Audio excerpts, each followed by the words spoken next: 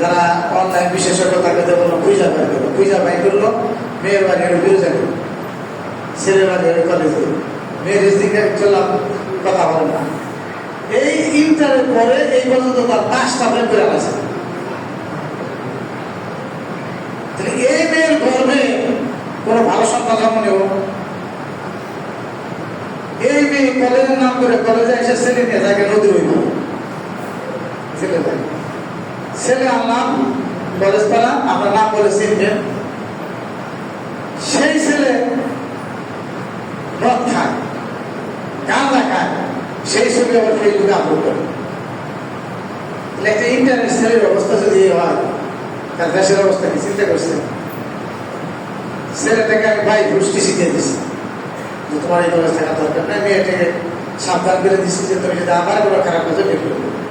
আপনি চিন্তা করেন, আপনার মেয়েও যদি 3টা প্রেম 4টা প্রেম করে না, আমি কিছু প্রেম খাই, তাহলে তো মসজিদে এসে চিন্তা তেমন হয় যে জান্নাত দেখে নিয়ে বেরিয়ে। কিন্তু আপনার ছেলে একটা নামাজ পড়ে না, মেয়ে একটা ব্যাপার চলে, সেটা জান্নাত হবে?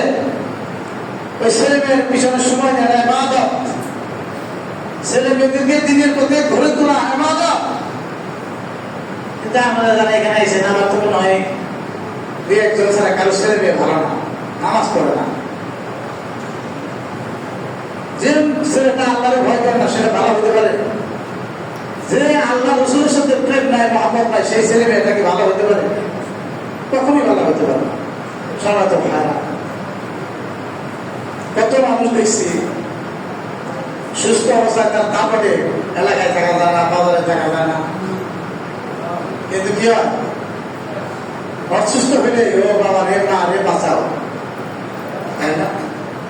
পা চলে না, হাত চলে না। এই জন্য আল্লাহ বলছে তুমি যখন সুস্থ আছো তখন তোমার অসুস্থ লাগে, এই সুস্থতাকে একটু গুরুত্ব দাও, বেশি বেশি আবেদন করো, বেশি বেশি অর্থনৈতিক ভাবে বৈধ উপার্জন করো। অসুস্থ হলে আর পারবা না। একটা কথা আপনারা মনে রাখবেন, এই যে এখানে যারা আসছে, মানুষের আমার আপনার কোনো পাপের উপর থাকে না, প্রকাশ হবে থাকে উপর, এবং প্রত্যেকটা পাপী তার পাপের প্রায়শ্চিত্ত এলাকার পরকালে ভোগ করবে। এই পূর্বনগরীতে একটা বিচারে গেলাম, এটা এই মাসের গত মাসে, তো মানুষের কাছে জানলাম বিচার শেষে যে এই লোকগুলো তার বাপ পারে বাপ দেয় না, মানুষের বাসায় বাসায় চেয়ে গেছে, এখন তার ছেলেমেয়েরা তারা বাপ দেয় না, বাসা থেকে বের করে দিচ্ছে। আপনি আপনার বাবার সাথে খারাপ ব্যবহার করে সন্তানের কাছে ভালো ব্যবহার আশা করবেন? এটা হবে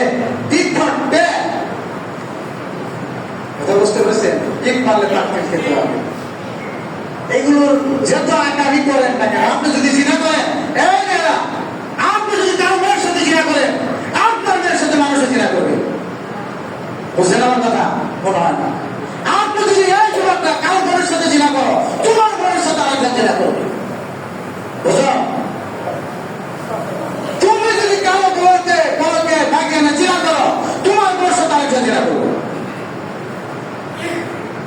এক লোক সাহাবী রাসূলকে বললেন, ইয়া রাসূলুল্লাহ, রাসূল বললেন, বলো, আমার তো জিনা করার ইচ্ছা থাকে, আপনার আমাকে একটু অনুমতি দেন। আল্লাহ রাসূল বললেন, শোনো, তুমি যার সাথে জিনা করবা সে কারো বোন? হ্যাঁ। তুমি কি চাও তোমার বোনের সাথে কেউ জিনা করুক? না, তোমার কথা নিয়ে দেব। তুমি যার সাথে জিনা করো, কেউ তারও কেউ ফুপি হবে, না, তোমার ফুপির সাথে জিনা করলে তুমি কি রাজি? কথা বলিয়ে দেবো। তুমি কারোর সাথে জিনা করবা, কেউ সে হয়তো কারো বউ হবে না, তোমার বউর সাথে কেউ জিনা করতে তুমি চাও? না, বর্তা বলিয়ে দেবো। তাহলে তুমি যেটা চাও এটা কি? সাহাবী তওবা করে ভালো। এই আমরা যার সাথে জিনা করে, এই জিনা করে যারা, তখন তার ঈমান থাকে না।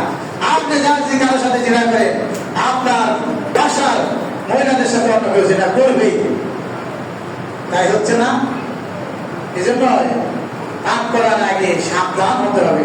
আমি যদি কারোর সাথে জিনা করি, তাহলে আমার বোন আছে, আমার বউ আছে, আমার মেয়ে আছে,